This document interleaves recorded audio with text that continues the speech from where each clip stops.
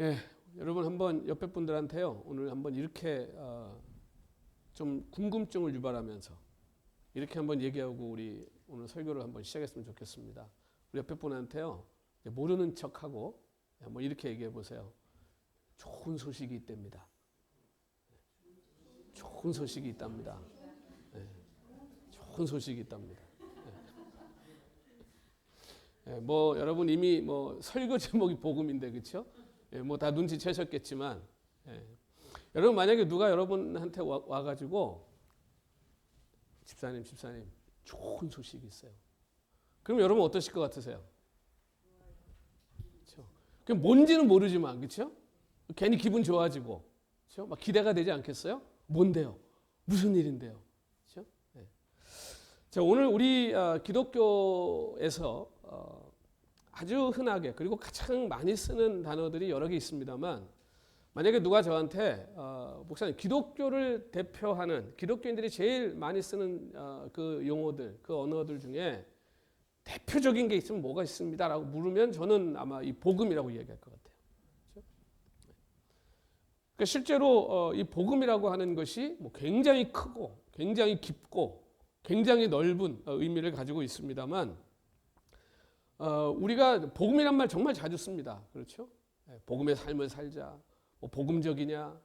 우리가 복음을 우리가 전해야 된다. 막 이런 얘기 이제 많이 하잖아요. 그렇죠? 자, 그런데 정작 이제 누가 와가지고 여러분에게 복음이 뭐예요?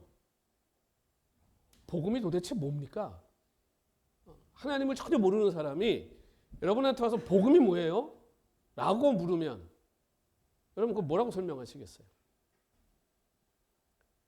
이게 참 간단한 문제가 아니에요. 그렇죠? 이걸 어디서부터 설명해야 될지 그리고 뭐라고 설명해 줘야 될지 너무 좋은 건 아는데 그렇죠? 이걸 뭐라고 표현해야 될지를 우리가 잘 몰라. 왜냐하면 이 복음의 실체, 복음에 그 담겨져 있는 좋은 소식인데 그러면 뭐가 좋은 소식인지를 알아야 될 거 아니에요. 그러니까 그거를 우리가 오늘 좀 선명하게 같이 좀 한번 생각해 보고 그 의미를 좀 분명하게 좀 우리가 찾아서 이제 오늘부터 여러분들이 진짜 복음의 삶을 산다는 게 무엇인지를 좀 깊이 깨달아서 여러분의 삶에 이 복음에 정말 이 좋은 소식의 그 빛과 그 영광이 여러분의 삶에 나타나시기를 간절히 소원합니다. 처음에 이 그리스도인들, 그러니까 그리스도인이라는 말도 처음에는 이제 구약에는 뭐 그런 말이 없죠. 그러니까 그리스도인이라고 하는 말이 제일 처음 시작된 게 어디입니까? 여러분 사도행전에 가보면 안디옥이라는 교회, 그렇죠? 그러니까 이방인들로만 이제 교회가 세워지잖아요. 그러니까 이제 그때부터 사람들이 그 안디옥 교인들을 보고 부르기 시작한 게 그리스도인이라는 말이에요. 그러니까 그리스도의 사람들이다, 그렇죠? 그러니까 그리스도를 쫓는 사람들이다. 그리스도를 닮으려고 하는 사람들, 뭐 이런 의미죠. 그러니까 그때부터 그리스도인이라는 이름이 생기는 겁니다. 자, 그런데 그 그리스도인들이 그때 당시 이제 당연히 복음을 이야기하지 않았겠어요? 복음을 전하잖아요. 그 바울도 복음을 전하잖아요. 자, 그러면 그때 그들이 사용했던 복음이라는 게 어떤 의미였을까요? 지금 오늘 우리가 듣는 복음 그러면 우리는 이게 굉장히 그냥 종교적인 언어. 그 복음 그러면 우리는 다 이게 기독교인들이 쓰는 단어 정도로만 지금 생각하잖아요. 그렇죠? 그러니까 종교적인 언어가 됐어요, 복음이. 근데 그때 당시에 복음이라고 하는 것은 그리스도인들이 썼을 때 그게 헬라어로 하면 요한겔리온입니다. 우리가 영어로는 지금 뭐 가스펠이라고 부르지만 유한겔리온이라는 말이에요. 근데 그 유한겔리온이라고 하는 이 헬라어의 의미가 뭐냐 하면 굿뉴스예요. 좋은 소식. 그리고 영광스러운 선언. 뭐 이런 의미입니다. 그러니까 여러분 평소에도 여러분이 복음이 아니더라도 좋은 소식이란 말 쓰잖아요. 그렇죠? 좋은 소식이 있어요. 좋은 소식이 있답니다. 우리가 이런 얘기할 때 진짜 그 사람이 기다리고 있는 간절히 뭔가 이루어지고 있는데 이루어지기를 원하고 소원하고 있는데 간절히 그걸 바라고 있는데 그게 이루어졌다면 여러분 그거 진짜 좋은 소식이잖아요. 그렇죠? 그러니까 이 최초의 그리스도인들, 크리스찬들이 복음이라는 말을 사용할 때 그런 의미로 썼다는 거예요. 그러니까 당신들이 지금 가장 바라고 가장 지금 이루어지길 원하고 있는 바로 그게 이루어졌다. 그 의미로 좋은 소식이라는 이 말을 썼다는 겁니다. 그러니까 이게 지금 좋은 소식이 뭔지 이제 조금 우리가 감을 잡을 수 있어요. 그렇죠? 여러분 처음에 최초의 복음이 어디입니까? 최초의 복음. 우리가 원시 복음이라고 얘기하는. 구약에는 복음이란 말이 없지만 그게 우리가 에덴 동산에서 그렇죠? 아담과 하와가 사단에게 속아가지고 이제 쫓겨나게 생기고 막 이제 죽음을 경험해야 되고 막 이런 상황이 됐잖아요. 그때 하나님이 오셔서 아담에게 뭐라 그래요? 여인의 후손이 뱀의 머리를 어떻게 할 거래요? 확 밟아버릴 거라고. 그렇죠? 그게 복음이에요. 그게 원시 복음. 그래서 그게 복음의 시작이에요. 그럼 그 내용이 뭐예요? 잘 생각해 보세요. 아담과 하와가 지금 죄를 졌습니다. 쫓겨나게 생겼어요. 큰일 났죠? 그럼 아담과 하와가 가장 바라는 게 뭐였겠어요, 그때? 그 문제가 해결되는 거 아니겠어요? 다시 에덴 동산에서 살 수 있다면, 다시 내가 하나님을 예전처럼 아무 때나 가서 만나고 교제할 수 있다면. 근데 누구 때문에 지금 이렇게 된 거예요? 그놈 사단 때문에 지금 이렇게 된 거 아니에요? 그러니까 여인의 후손이 와서 뱀의 머리를 지려 밟을 거라는 건 무슨 얘기예요? 다시 말하면 다시 하나님이 그 전에 네가 누리던 은혜와 복을 회복시키겠다는 약속이죠. 근데 그게 여인의 후손이니까 우리는 알죠. 그분이 예수님이라는 걸. 그러니까 누구의 몸으로 나와야 돼? 여자의 몸에서 나와셔야 돼요. 그러니까 이미 아담이 범죄한 순간 하나님은 이미 예수님이 이 땅에 오셔야 될 걸 알고 계셨잖아요. 다. 그렇죠? 우리는 시간을 이렇게 보지만 우리 하나님은 시간을 어떻게 보신다 그랬어요? 이거를 이렇게 돌려서 점으로. 그러니까 시간을 관통해 버리죠. 그러니까 우리 하나님한테는요, 시간이 아무 의미가 없어요. 왜? 시간은 하나님이 만든 거잖아요. 그러니까 그 원시복음, 처음에, 그게 그 복음이란 말이 그거예요. 그 아담에게는 좋은 소식이죠. 이제 사단의 머리가 깨질 거라고 하는. 그놈한테 당했잖아요. 자, 그런데 이제 이것이 아브라함의 때에 오면 어떻게 됩니까? 아브라함 때 오면. 하나님이 아브라함을 부르십니다. 그 아브라함을 불러서 하나님이 뭘 하세요? 이제 하나님께서 그 예전에 약속하셨던 그 구원, 하나님은 그 에덴 동산 이후에도 계속 구원을 이루어가고 계셨잖아요. 그렇죠? 노아의 사건이 있었고 바벨탑 사건도 있었고 계속 하나님이 당신의 백성들을 또 건져내고 또 불러서 계속해서 그 구속을 이어가고 계셨죠. 그 와중에 이제 아브라함을 부르시잖아요. 그 아브라함을 불러서 하나님이 약속하죠. 내가 너에게 복을 줄 거다. 그런데 그 복이 무슨 복이에요? 너로 인해 모든 민족이 받을 복이래요. 그러니까 지금 아브라함이 기다리고 있는 복은 뭐예요? 본질적으로는 아담이 원했던 것과 똑같은 복이에요. 이 회복이에요. 그래서 이 아브라함을 통해 가지고 큰 민족이 생기고 그 민족을 통해서 결국은 온 인류가 누구에게 돌아오는 거예요? 하나님께 돌아오는 거예요. 하나님의 통치죠. 자, 그런데 문제는 이 아브라함에게 주신 이 복을 아브라함은 알았거든요. 너로 인해 모든 민족이 복을 받을 것이다. 근데 이 이스라엘이 나중에 이 복을 어디에 가둬버립니까? 자기들 민족 안에 가둬버린 거예요. 그래서 이 구약에 오면 구약에 와서 이스라엘 백성들이 바라는 이 복은 뭐가 되냐 하면 자기 민족 이스라엘이 회복되는 거예요. 그러니까 이게 구약의 이스라엘 백성들에게는 복음이에요. 그리고 실제로 이 이스라엘을 통해서 예수님이 오셔야 되죠. 그러니까 이스라엘이 회복돼야 되는 건 맞아요. 자, 그런데 이들은 어디까지밖에 못 보고 있는 거예요, 지금. 자기 이스라엘 민족이 다시 다윗 때에 누렸던 그 영광과 그 영화를 누리는 것에 머물러 있는 거예요, 이스라엘이. 그러니까 이 구약의 복음이라고 하는 것은 신약에 와서야 그게 진가가 발휘가 되죠. 자, 그런데 이 복음이, 구약의 복음이 선지서에 오면요, 선지자들을 통해서 굉장히 더 선명해집니다. 더 명확해져요. 그래서 그 특별히 이제 이사야서에 오면 이 복음이 뭔지, 정말 이 인류의 좋은 소식, 이 이스라엘에게 정말 좋은 소식이 뭔지가 선지서에, 특별히 이사야서에 아주 잘 나타납니다. 그게 이제 40장부터 66장에 이사야서에 계속 나오는데 오늘 시간이 없어서 그걸 다 볼 수 없기 때문에 거기 보면요, 아름다운 소식이라는 말이 굉장히 많이 나와요, 이사야서에. 아름다운 소식, 그게요 복음이에요. 기쁜 소식. 그래서 그 아름다운 소식이 계속 나오면서 그 아름다운 소식이 뭐냐면 이사야가 계속 뭐라고 얘기하냐면 하나님을 보라, 하나님을 만나라, 너희들이 다시 하나님을 보라. 그러니까 이 아름다운 소식이 뭐와 연결되어 있는 거예요? 다시 하나님의 얼굴을 보는 것과 연결되어 있죠. 그래서 이 선지자들이 예언했던 그 예언의 성취가 누구를 통해 이루어집니까? 예수 그리스도를 통해 이루어지는 거예요. 하나님을 보잖아요. 예수님이 하나님이시잖아요. 그러니까 진짜로 예수님을 이들이 얼굴을 보잖아요. 하나님을. 그러니까 그들에게 아름다운 소식, 좋은 소식이라고 하는 것은 이스라엘 백성들에게 사실 이사야서를 읽으면서도 이들은 그 생각을 떠올렸을 거예요. 지금 다 포로로 잡혀가갖고 나라 다 쪼개졌고, 그렇죠? 뭐 그 하나님으로부터 선물로 받았던 젖과 꿀이 흐르는 땅 이미 다 뺏겼고, 이 나라는, 이 민족은 이미 벌써 다 흩어져 버렸고, 지금 이런 상황이에요. 그러니까 이스라엘 사람들에게 가장 지금 원하는 그 소식, 이들에게 가장 좋은 소식이 뭐겠습니까? 고향으로 돌아갈 수 있다, 이제. 다시 우리 땅으로 돌아갈 수 있다. 그리고 다시 거기에서 뭘 해요? 성전을 다시 지을 수 있다. 이게 이들에겐 가장 좋은 소식이었겠죠. 근데 그게 이루어져요, 안 이루어져요? 이루어지잖아요. 그 고레스 왕이 칙령을 내려가지고 바벨론에 포로로 잡혀있던 이스라엘 백성들 돌려보내잖아요. 그래서 성전을 다시 재건하죠. 그때 에스라, 느헤미야 다 가잖아요, 같이. 그런데 여러분, 그 성전을 재건하고 거기서 다시 예루살렘에 가서 그 다시 예루살렘이라고 하는 성을 다시 재건하고 이스라엘 백성으로서의 정체성을 회복합니다. 자, 그런데 그게 이사야가 얘기했던 아름다운 소식입니까? 일부분은 맞죠.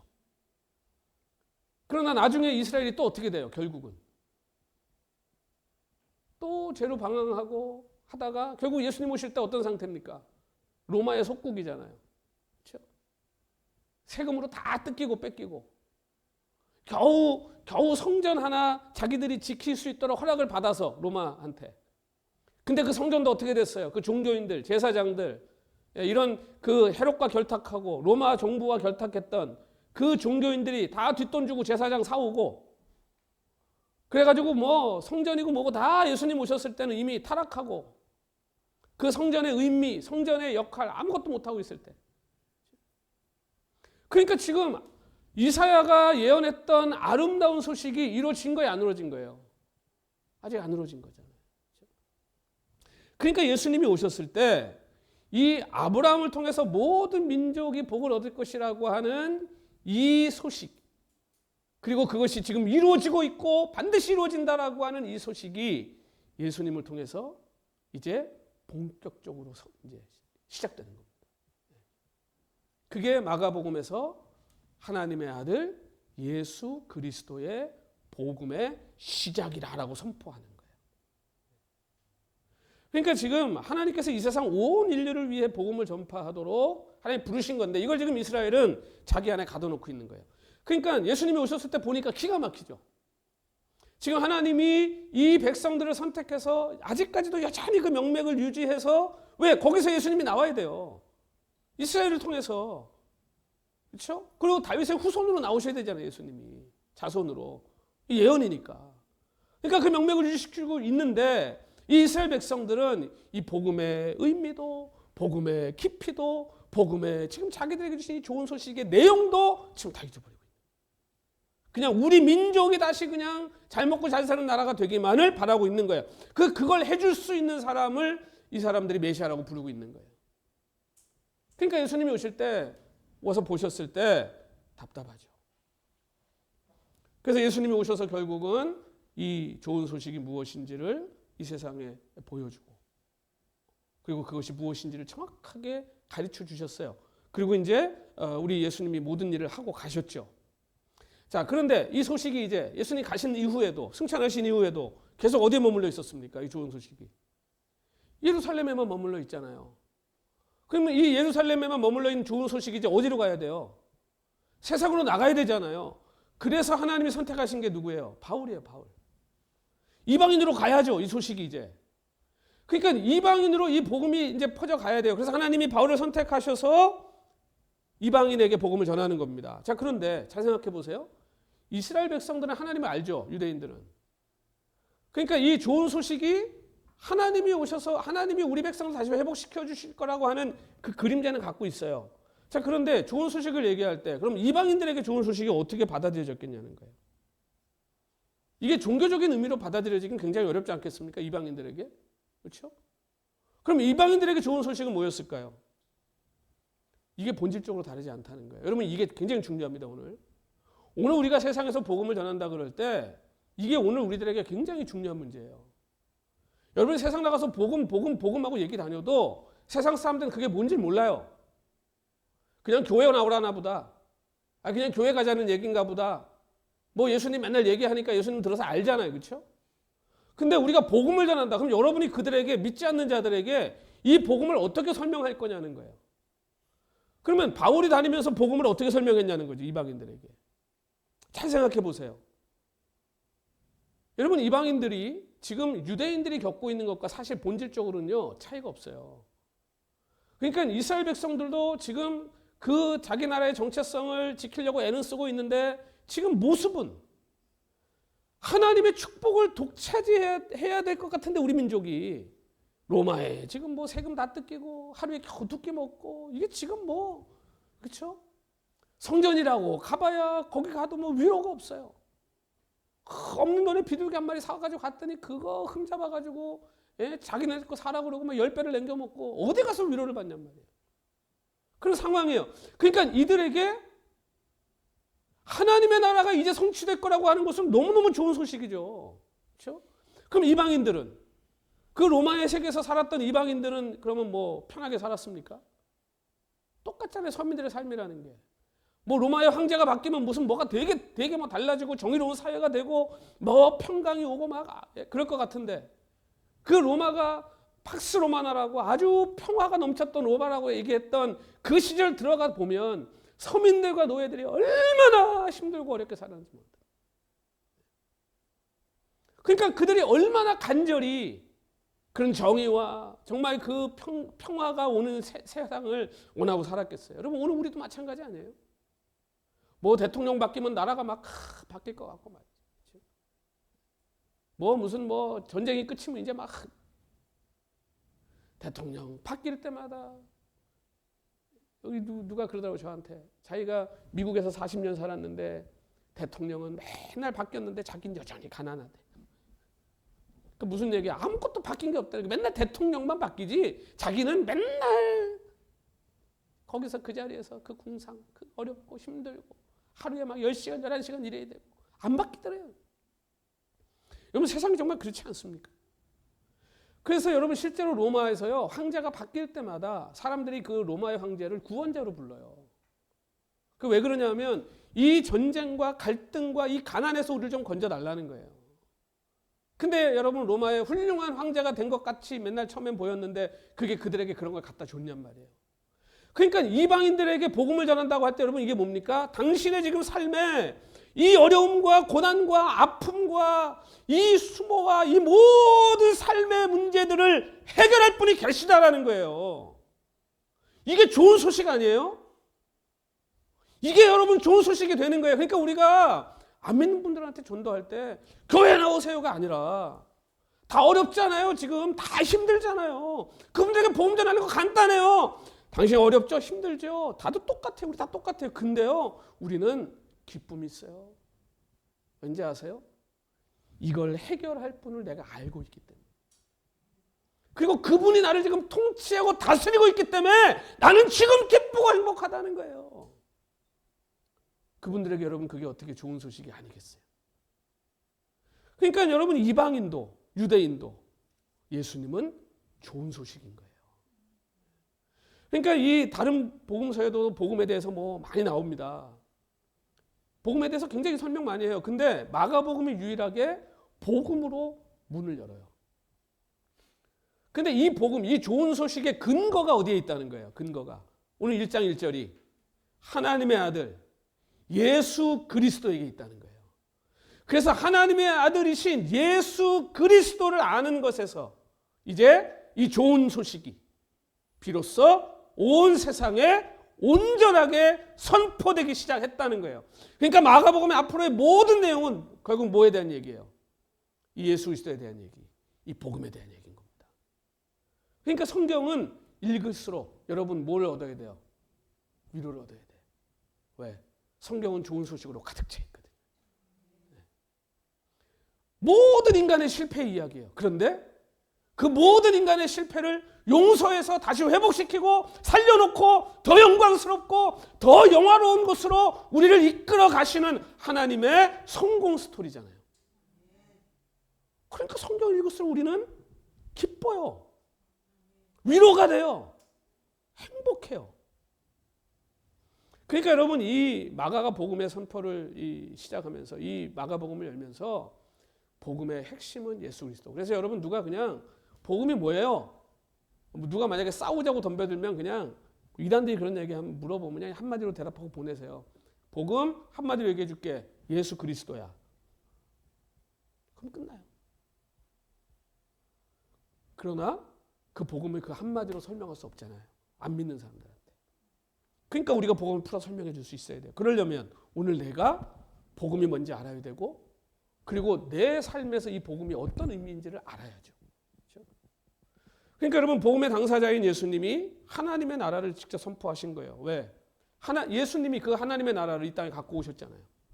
이 땅에 오실 때 그 하나님 나라를 갖고 오신 거예요. 예수님이. 이게 모든 사람들에게 좋은 소식인 거예요. 이제. 그러니까 선한 왕이 통치해요. 완전한 샬롬의 나라가 임했어요.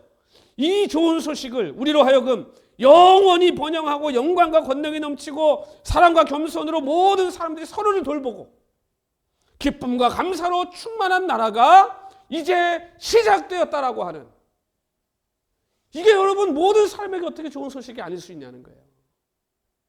그러니까 오늘 복음이 뭡니까? 저와 여러분에게 내가 찌긋찌긋하게 이거 해결 안 되는 문제. 이제 해결할 길이 생겼구나. 아무도 나를 이해해 주지 못하고 아무도 나를 위로해 주지 못하는 것 같을 때 내가 한숨만 쉬어도 내 마음을 꿰뚫어 보아 내가 신음만 해도 내 속에 있는 모든 소원을 알아들어 주시는 분이 계시다. 이게 복음이죠. 우리에게 이것보다 좋은 소식이 어디 있냐는 거예요.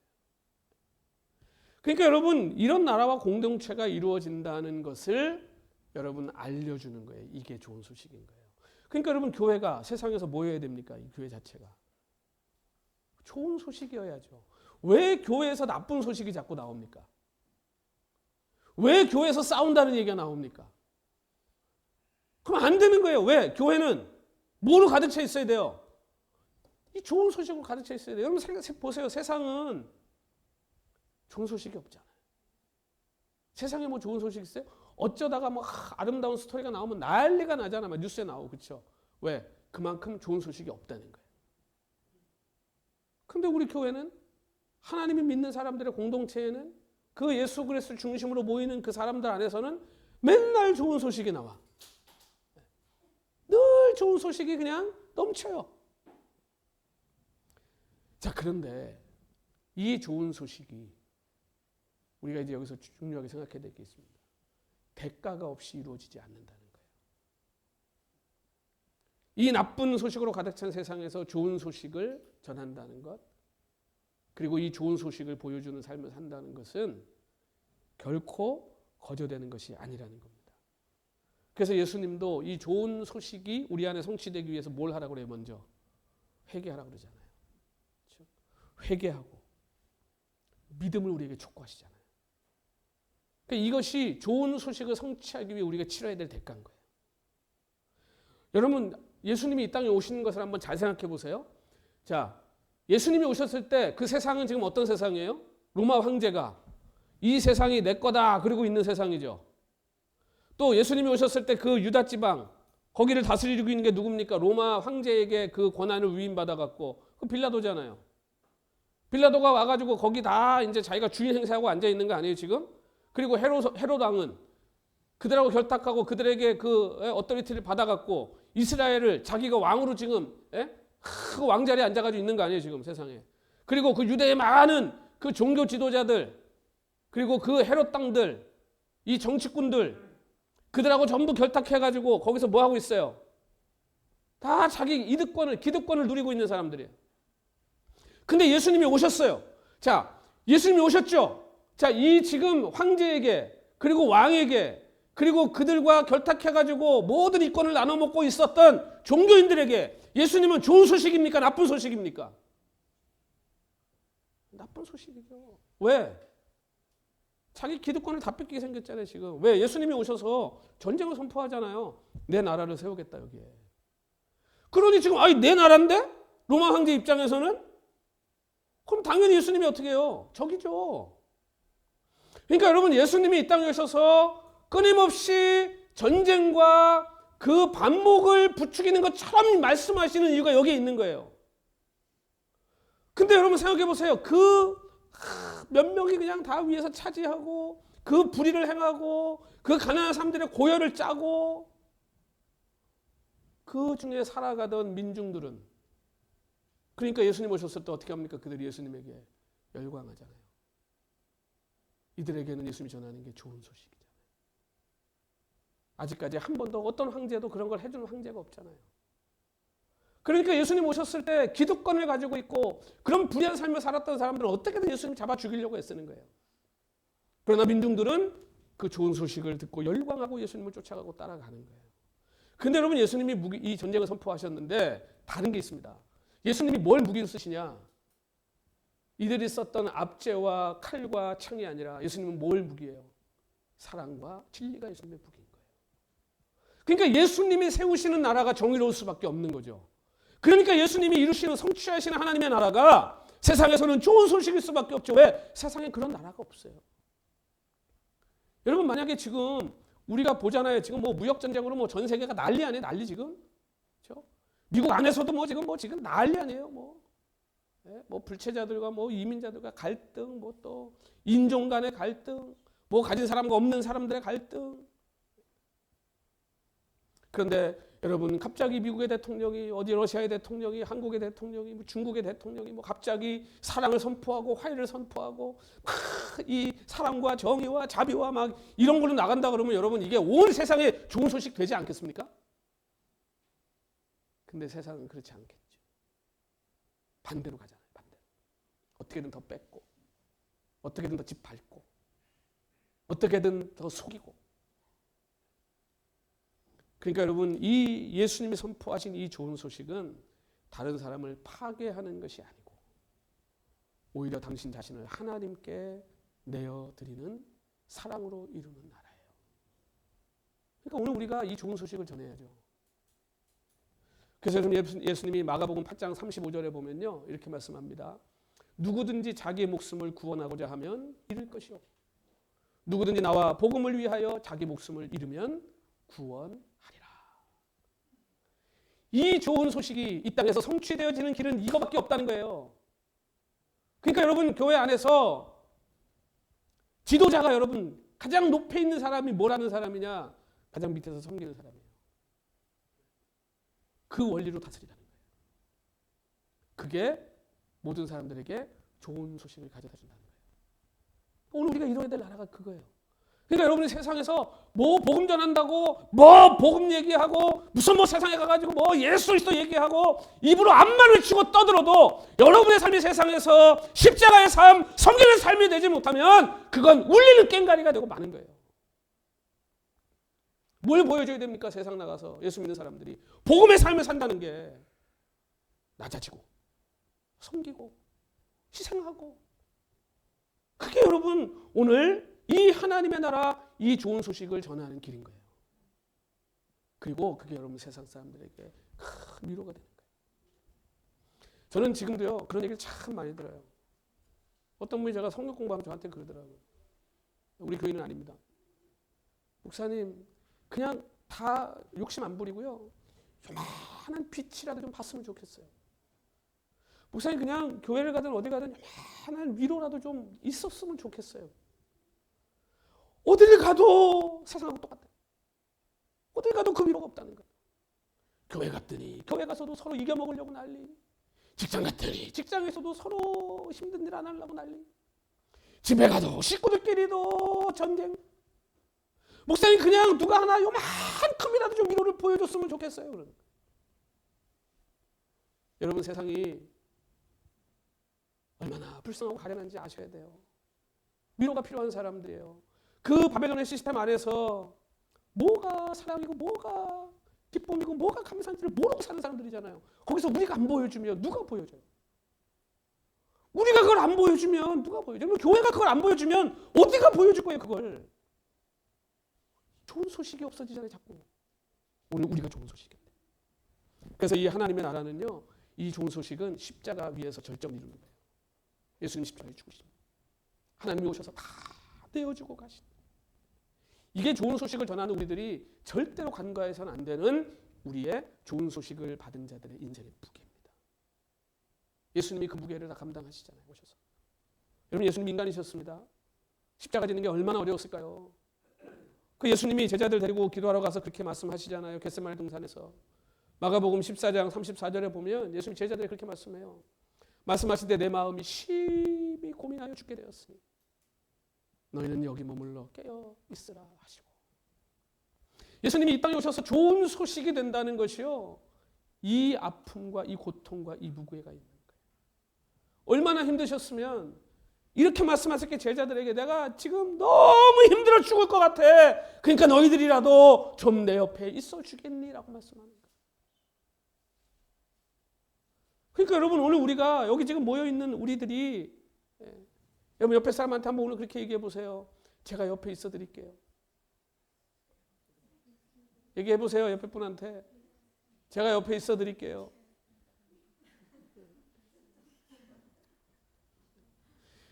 여러분, 이게 얼마나 큰 힘인지 아세요? 우리가 다 세상에서, 이 바벨론 시스템 속에 살아가는 세상에서 우리가 그걸 보여주고 살아야 돼요. 그러려면 우리가 여러분 뭐가 있어야 보여줄 거 아니에요. 그러면 그걸 어디서 채울 거예요? 교회에서 채워야지. 오늘 여기 와서 사랑이 뭔지 서로 배우고 가르치고 나누고, 그 사랑 가득 담고 세상 나가서 또 마음껏 나눠주고, 또 주일날 와서 다 우리 성도들끼리 힘들었지, 고생했지, 위로하고 격려하고 내가 기도하고 있어요. 내가 기도해 줄게. 우리 끝까지 인내하고 갑시다. 그 힘으로 또 세상 나가서 또 복음의 삶을 살아내고. 여러분이 좋은 소식이, 여러분 진짜 우리에게 먼저 좋은 소식이 되어야 오늘 우리가 세상에서 좋은 소식을 전할 수 있지 않겠습니까? 여러분, 지금도 하나님이 그 일을 하고 계신 거예요. 그리고 하나님이 지금도 그 일을 하고 계시고 앞으로도 하실 것이라는 것이 바로 좋은 소식인 거예요. 그 나라는 예수님이 주인이고 예수님이 왕인 곳이죠. 복음은 이스라엘 백성을 위한 좋은 소식일 뿐만 아니라 여러분, 그래서 온 세상에도 좋은 소식인 겁니다. 이방인을 위해 부름받은 사도 바울이 그래서 빌립보서에서요, 이 복음을 완전히 다른 차원에서 해석해버립니다. 그게 뭔지 아세요? 복음에 합당한 삶을 살라는 거예요. 그러니까 여러분, 복음이 그냥 단순한 소식, 이제 뭐 어떤 교리, 무슨 그냥 하나의 뭐 그냥 정의, 여러분 그게 아니라 이제는 이게 우리에게 뭘로 남아야 되는 거예요, 복음이? 이제는 그 복음적인 삶을 살아내는 우리의 삶으로 나와야 된다는 거예요, 이게. 그래서 그 좋은 소식이 오늘 우리를 통해서 이 세상에 자꾸 드러나야 돼요. 그래서 사람들이 여러분을 볼 때, 좋은 소식이 있네? 야, 이 나쁜 소식으로 가득 찬 세상에 좋은 소식이 있었네? 위로가 있네? 나를 위로해주는 사람이 있네? 소식이 있네? 여러분, 그게 바로 복음의 이 좋은 소식에 합당한 삶을 사는 겁니다. 그런 점에서 복음은 교리가 아니라 이것은 삶인 거예요. 예수님이 이 세상의 권세를 향해서 내가 내 교회를 세우겠다 그랬어요. 제자들을 어디로 데려갔었습니까? 가이사라 빌립보. 갈릴리에서도 한참 올라가야 돼요. 근데 거기까지 제자들 일부 데려가셨어요. 그 도시가 그때 당시에 그 유다 지방에서는요, 최고로 로마를 닮은 도시잖아요. 이름 보세요. 가이사, 로마 황제 이름이 들어갔죠. 빌립보, 그때 당시에 그 지역의 분봉왕이에요. 영주. 가이사야, 빌립보, 황제와 왕의 이름이 들어가 있어요. 그래서 거기는 이 유다 지방 팔레스타인 지방에서 가장 로마를 닮은 도시예요. 로마 황제의 그 신전이 있었고, 로마처럼 만들려고 엄청 애를 써서 만들어 놓은 곳이, 그 빌립보 왕의 그 별장이 있고. 그게 뭡니까? 예수님이 로마까지는 못 가시니까 거기에 가서 뭐 하신 거예요? 세상을 향해 갖고 세상의 권력, 세상의 권세를 대표하는 도시에서 제자들 데리고 와서 내가 내 교회를 세우리라 선포해 버리시는 거예요. 거기서. 그러니까 여러분, 세상에서 불의한 삶을 사는 자들에게는 예수님은 기쁜 소식이 아니에요. 그러나 정직하고 성실하고, 그리고 이게 지난주 우리가 의를 갈망하는 그런 자들 아닙니까? 그들에게는 의가 뭔지를 알고, 그리고 그 의를 갈망하는 자들에게는 예수 그리스도는 좋은 소식일 수밖에 없는 거죠. 왜? 그 의를 이루실 분이 그분이시니까. 여러분, 오늘 우리 삶도 그렇지 않습니까? 오늘 우리 삶도. 여러분, 이제 오늘 우리가 사는 시대로 돌아와서 이 복음이 그걸 어떻게 해석돼야 됩니까? 이 세상 사람들 지금 뭐 미국 보면 뭐 부족한 게 있어요? 여러분, 미국에서 그냥 산다는 것 자체가요, 전 세계에서 이 뭐 15%인가 뭐 10% 안에 들어가는 부자라며. 그냥 사는 것 자체만으로도. 미국에서 제일 가난하게 사는 사람이 전 세계 뭐 10위 안에 들어가는 부자래요. 여러분, 그런 데 살고 계신가요, 지금? 그러면 이 복음이라는 말을 우리가 이 미국 땅에서 어떻게 사용하실 거냐는 거예요. 예수님과 바울과 마가가 우리가 복음할 때 와서 우리가 쓰는 그 복음의 말을 예수님이 보시면 뭐라고 얘기하실까? 그리고 우리의 삶을 보시면 주님이 뭐라고 말씀하실까? 우리 보고. 이 진정한 복음을 어떻게 전해야 될까? 어떤 유대인이 이 예수 믿는 크리스천한테 이게 이제 비행기 타고 이렇게 많이 다니다 보면 이스라엘 같은 데 갈 때 거기 유대인들 탑니다. 그럼 이제 일부러 목사라고 얘기해요. 그러면 얘들 다 뭐 랍비도 있고 뭐 유대인들, 그 유대교를 믿는 사람들이야. 예수님도 안 믿는. 근데 그 유대인들이 뭐라고 그러냐면요, 우리를 보고 자기가 볼 때는 자기들은 이 유대교를 믿는 사람들이잖아요. 그러니까 우리 종교를 우리는 매일매일 우리는 삶에서 실천하고 사는데 자기들이 볼 때 크리스찬들은 딱 썬데이만 실천하고 사는 것 같다는 거예요. 근데 예수님도 안 믿는 유대교를 믿는 사람들이 우리한테 할 말은 아니지. 그러나 그럼에도 불구하고 그들이 하는 말이 무슨 말인지 우리가 한번 좀 잘 생각해 볼 필요가 있죠. 우리는 주일날 예배 시간 여기 와서만 복음이 있어요. 여러분, 집에서 빨래할 때, 집에서 음식 하실 때 복음 있어요? 에이, 목사님 빨래하고 바빠는데 뭘 복음? 벌써 복음의 문제 이해 못하는 거잖아요, 그렇죠? 여러분, 여럿이 같이 쓰는 뭐 집에 다 세탁기 놓고 뭐 편하게 쓰시는지 모르지만 우리 집은 맨날 우리 아파트 사는 사람들 79유닛이랑 같이 써야 돼요, 세탁기를. 그러면 거기도 룰이 있잖아요. 거기는 뭐 한 번에 빨래한다고 막 다 찰잡고 쓰면 안 되고, 그 2개만 3개만 써야 되고, 그리고 쓰면 다 깨끗이 닦아놓고 가고, 그러죠. 여러분, 그게 사람들 합니까, 그렇게? 안 해요. 자기들 마음대로 써. 그러니까 어떻게 해? 더러워. 그럼 어떻게 해요? 맨날 고장나. 거기에서 내가 열심히 닦고, 내가 빨래가 많은 다른 사람 쓸 거 남겨놓고 하고, 그게 복음이에요. 여러분, 그런 삶을 살 때 내 삶에 가치와 의미가 들어가는 거예요. 식구들 반찬 하나 만들어도 기쁨으로, 주님이 내게 주신 가족들을 사랑하는 마음으로, 감사함으로 음식 만드는 게 그게 복음이에요. 거기에 위로가 있고, 거기에 감격이 있고, 거기에 하나님의 영광이 있는 거예요. 여러분, 여행 가는 거, 쉼을 얻는 거, 내가 여행 가 노는 게 무슨 복음? 하나님 만들어 놓으신 그 아름다운 자연을 보고 하나님을 찬양하고 감격하고, 하나님이 주신 쉼을 누리면서 가족들과 함께 서로 사랑하고 돈도, 복음이지 그게. 뭐 시간만 있으면 어디 라스베가스 가가지고 눈이 시뻘겋게 맨날 땡겼다 오는 게 그게 무슨 그게 쉼이고 복음입니까 그게? 그러니까 여러분, 오늘 우리가요 복음의 삶을 살아야 돼요. 매일매일 매 순간. 그게 뭔지 아세요? 하나님의 나라가 이루어졌다는 게 이게 좋은 소식이잖아요. 그러면 내가 빨래를 하는 그 자리가 하나님이 통치하고 다스리시는 예수 그리스도의 나라가 되는 거예요. 그 자리가. 그걸 보여주라고요. 그걸 믿지 않는 자들에게 끊임없이 보여주는 거예요. 그리고 거기에는 희생과 헌신의 무게가 담겨져 있는. 여러분, 이제 복음의 삶을 어디서부터 어떻게 시작할 겁니까? 이제 그건 여러분의 몫입니다. 하나님의 나라가 임한다. 이 의로운 나라가 임한다. 이 사랑과 평강과 이 감사의 나라가 임한다. 남을 더 먼저 생각하고 남이 원하는 것을 먼저 채워주는 이 타적의 삶이 먼저 내 삶에 임한다. 여러분, 이것을 내 삶 속에 내가 누리고, 그리고 예수 그리스도의 통치를 온전히 받아 그 세상에 보여주며 당신의 삶에 이 기쁨과 이 감격과 이 감사의 삶이 이루어질 수 있다는 것을 알려주는, 이것이 복음을 전하는 겁니다. 여러분, 그러려면 우린 먼저 이 깨어진 세상에 맞서야 돼요. 여러분, 내가 사는 세상이 불의하다는 걸 모르는 사람이 의를 간절히 구하겠습니까? 그런 사람의 의가 온들 그게 기쁜 소식이 되겠습니까? 그 사람에게?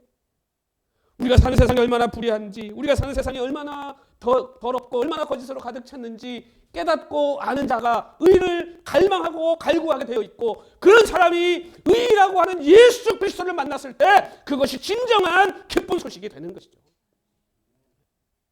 여러분, 복음의 주체요 당사자, 그 복음의 본질이신 예수님이 선포하신 이 복음은 그냥 단순히 개인의 죄사함이나 이 땅에서 우리가 누리는 그 복에 한정되어 있는 게 아닙니다. 복음은 하나님이 통치하시는 하나님의 나라가 임한다는 온 인류가 지금 간절히 소원하고 있는 그 소원이 이루어진다고 하는, 이루어지고 있다고 하는, 반드시 이루어질 것이라고 하는 좋은 소식인 거예요. 그래서 복음은 모든 사람에게 좋은 소식입니다. 여러분, 복음 전할 때요 망설이지 마세요. 그 사람들이요 뭔지 몰랐어요. 그래요. 전하세요. 좋은 소식이잖아요. 그들의 인생에 이제 놀라운 변화와 이제 그들의 삶의 모든 문제가 해결될 그 놀라운 하나님의 나라가 임한다. 왜 그 소식이 안전합니까? 왜 이 좋은 소식 우리가 안전하고 삽니까? 전해야죠. 당신의 그 문제가 해결될 겁니다. 당신의 그 절망적인 미래가 소망으로 바뀔 겁니다. 당신이 잃어버린 그 기쁨이 회복될 겁니다. 그러려면 예수님이 다스리셔야 됩니다. 그분은 자기를 자기 몸을 다 내어줄 만큼 사랑하신 분입니다. 그분이 오셔야 우리가 진짜 왕을 섬기고 모시고 행복하게 살 수 있습니다.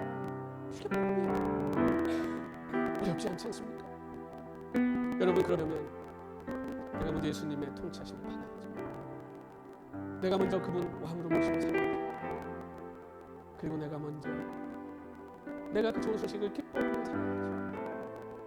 이제 오늘 우리 모두가 이 복음의 눈뜬 자를 되기를 소원합니다. 그리고 이제 우리가 삶의 현장에서 이 복음의 삶을 멋지게 살아낼 수 있는 복음의 사람들이 꼭 다 되실 수 있게 우리 주님 이름으로 축원합니다. 우리 한번 하나님 그렇습니다. 내가 이제 다시 잃어버렸던 이 복음의 삶을 회복하겠습니다. 다시 이 복음의 삶으로 나가겠습니다. 다짐하면서 우리 한번 찬송하고 기도하는 시간 갖겠습니다. 많은 이들 말하고 노래하지